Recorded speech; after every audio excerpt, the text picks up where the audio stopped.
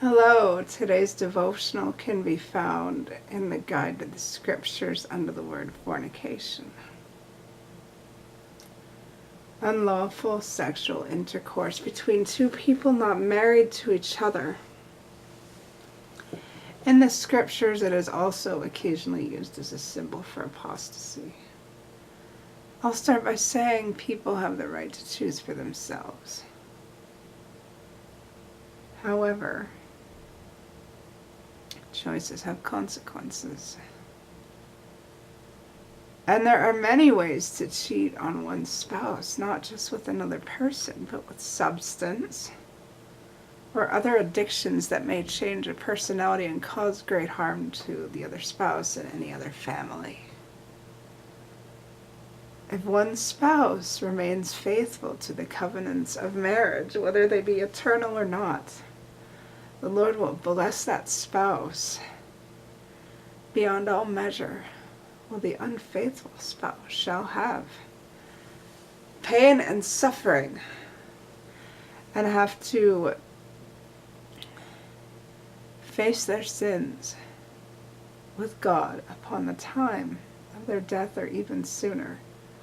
Their behavior may even cause God to accelerate the course of their life so their death comes sooner, so that the suffering will cease sooner. The suffering of those they harm with their behavior. Fidelity is important. Even if people aren't married in the temple, they still make covenants of marriage, of loyalty to one another and the whole act of being married. They still make promises, and of course it's sad, but more often than not, people decide that they want it to be all about them, and they try and implement their selfish ways into a marriage and then try to keep living as they did before they were married. That doesn't work. Marriage is not just about you as an individual. It's about two individuals coming together to make a life, to make a new identity as a whole, and to eventually build any sort of family however they can have it. But when people are selfish, they don't look beyond themselves, and they don't see everything in their partner that they wish to see, and they look for all the weaknesses in their partner and all the things that are wrong, instead of seeking after and appreciating the beauty that their partner is. And so out of frustration, they go and do things like fornicate with others, or get involved with substances, or just make terrible decisions that negatively affect the marriage. And so, more often than not, the marriage does not last. And this is quite sad, because marriage is supposed to be beautiful and sacred, a union of love and respect and honor, and a simple desire to keep life the same, to keep all one's personal pleasures uninterrupted, can destroy such beautiful things. Simple, evil desires. And it's quite sad, because marriage is supposed to be happy. Marriage is supposed to take a lot of work, but it's supposed to bring great rewards.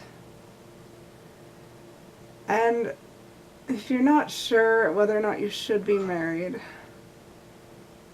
take some time to think about it.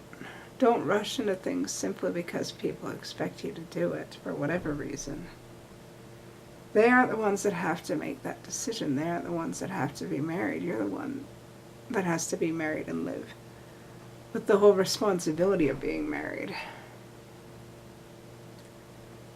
Because relationships are complicated. And a lot of them do lead to marriage, but a lot of people sometimes get married for the wrong reasons, in that they are pressured to simply because it is expected of them by their religion and their family members, so that they can start families and hold up the expectations that have been placed upon them since an early age.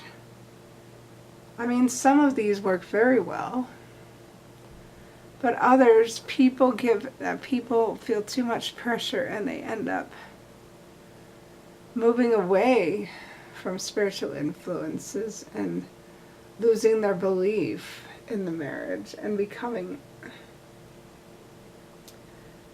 single-minded simply because they feel overwhelmed and unprepared and not ready to have all the responsibilities that have been placed upon them, so they go and do selfish things that cause a lot of harm. So if you're not sure you should be married, don't give into the pressure to get married. Wait until you feel ready. I mean, some people don't get married for fear of having to give up the life that they're comfortable with, a single comfortable life. And because they fear responsibility, but they're only cheating themselves out of blessings if they abstain from marriage, even when it feels right to do, simply because they're scared and they don't want to take upon the responsibility. Or they can't find a perfect spouse, because here's the reality, no spouse is perfect.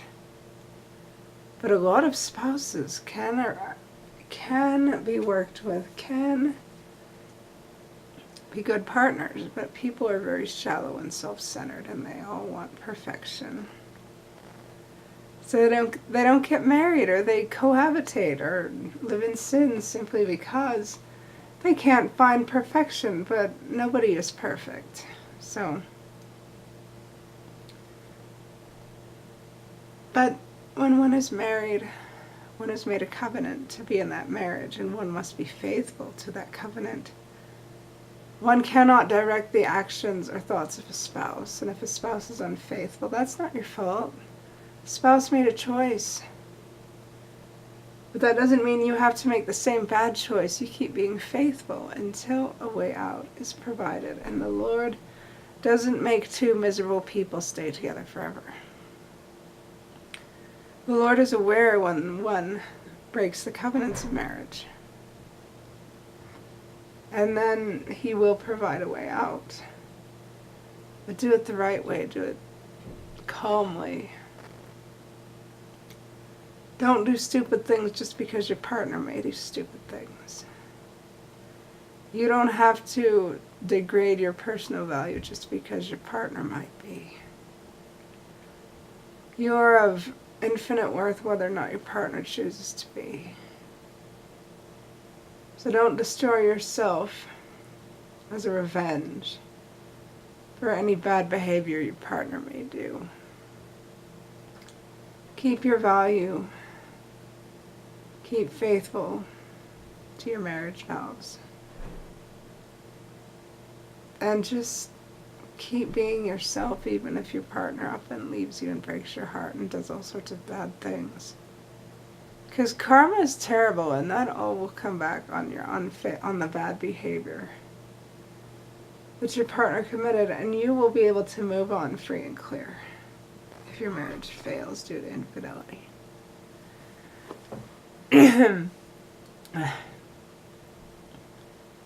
It's too easy to join the crowd, but standing out, that's very hard. But it's sometimes easier. Standing out, refusing to do bad things just because everybody else is. That's very hard, but it's a lot easier on the soul. And with that said, I love you all so very much, and I say these things humbly in the name of Jesus Christ. Amen.